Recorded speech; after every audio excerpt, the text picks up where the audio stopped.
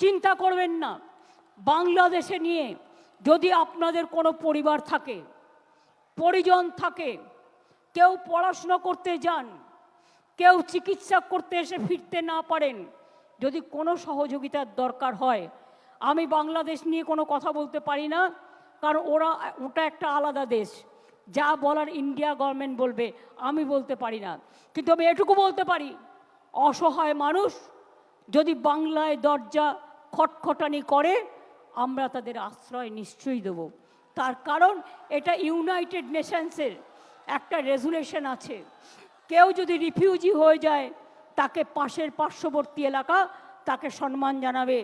যেমন আসামে একটা গণ্ডগোল হয়েছিল বড়দের সাথে, আলিপুরদুয়ারে তারা দীর্ঘদিন ছিলেন, আমিও গিয়েছিলাম তাদের সাথে দেখা করতে। কিন্তু আপনাদের কাছে আমার আবেদন থাকবে, বাংলাদেশ নিয়ে আমরা যেন কোনো প্ররোচনাতে না যাই, আমরা যেন কোনো উত্তেজনাতে না যাই। আমাদের সহমর্মিতা, আমাদের দুঃখ, সে যারই রক্ত ঝরুক তাদের জন্য আছে। আমরা দুঃখী, আমরাও খবর রাখছি। ছাত্রছাত্রীদের মহান প্রাণ, তাজা প্রাণগুলো চলে যাচ্ছে।